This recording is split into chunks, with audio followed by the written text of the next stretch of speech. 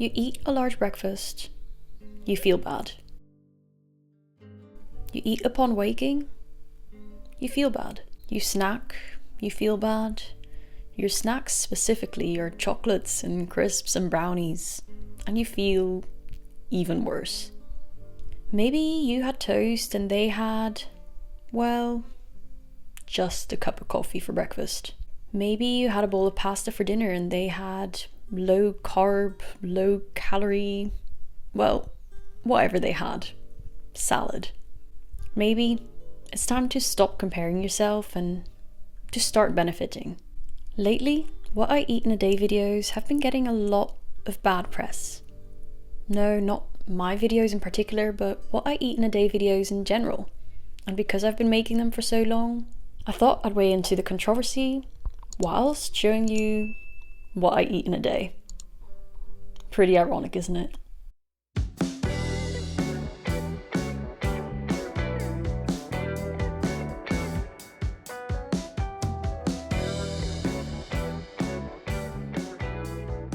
I started my day off with a porridge bowl with flax, melon, berries and nut butter. A good way to start my day.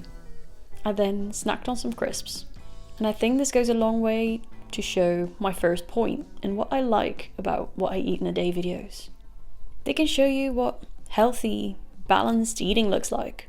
Having the porridge bowl, but also having crisps, not usually considered quite as healthy. What I eat in a day videos can be a good reminder that you can have both. They can be a good reminder that you deserve to eat regardless of what you had for dinner the night before, that you deserve breakfast. No, not just coffee, but actual breakfast. That you do not need to intermittently fast, and that all foods fit. Every day looks different. Everyone's diet looks different, and that is okay. Something to be celebrated. Equally, for the person making the full day of eating, it can be a good reminder to eat. At least that's how it started out for me. When I was making these videos during my recovery, it was a good reminder to have that snack, to have a solid dinner, to make the right choices. And whilst now I no longer need a reminder like that, making these videos can still remind me to, for example, take a break, because looking back at some of the footage, particularly this day, I'm surprised at how much time I spent in front of my computer. Anyway, in the morning, I already did spend a fair amount of time on my computer, so I did decide to take a break, which was a positive. I jumped on my bike, went into town and treated myself to a lovely lunch. Lovely picture that, isn't it? I think this is actually one of the darker sides of videos such as this, or full day vlogs. They tend to show the positives, the good looking meals, the balance, the happy vibes, without necessarily showing the negatives, which is something I'm trying to open up about a little bit more nowadays.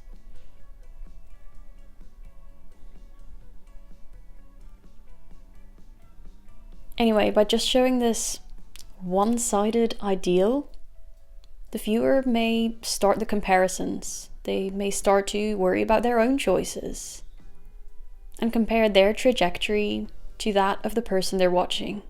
But just because someone's journey looks different doesn't mean it's inherently bad.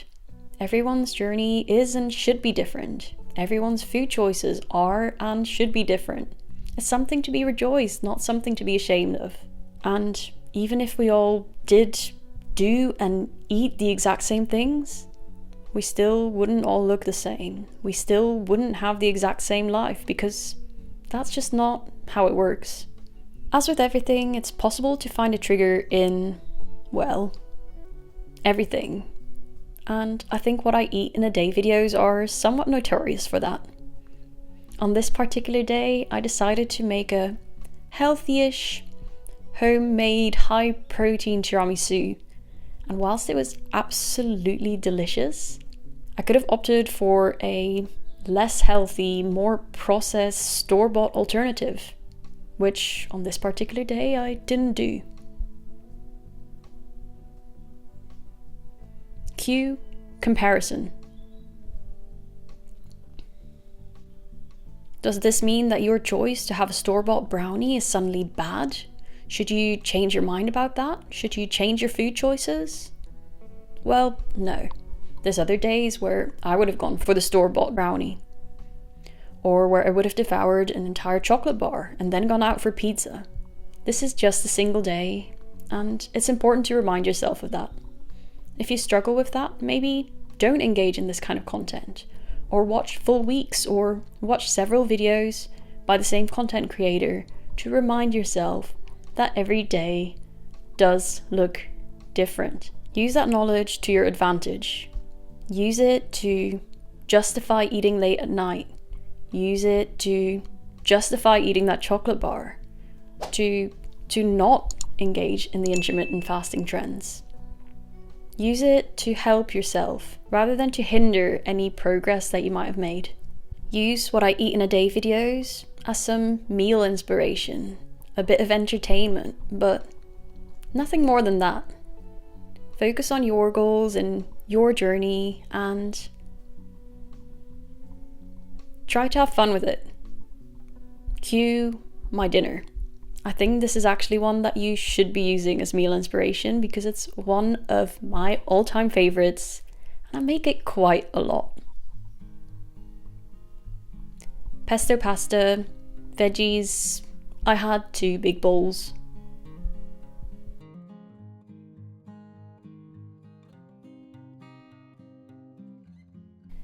At the end of the day, after dinner, I did end up doing a bit more work.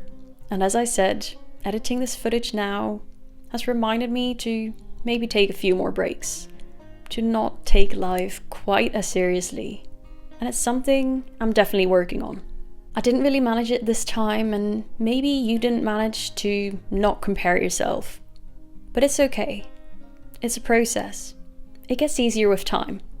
Remind yourself over and over again and you will get there. So will I. Anyway, the awareness is there and that is the first step, isn't it? I've just had dinner and normally after dinner I like to chill, but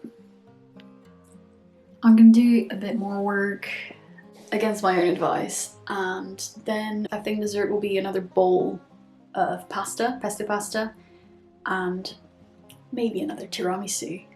In my pesto I included sun-dried tomatoes, roasted nuts, nutritional yeast, olive oil, basil of course, quite a bit of garlic and quite a bit of salt, and it was on point. That was it for my full day of eating. I hope you enjoyed this video. If you did, don't forget to smash the thumbs up button, subscribe, see you next week.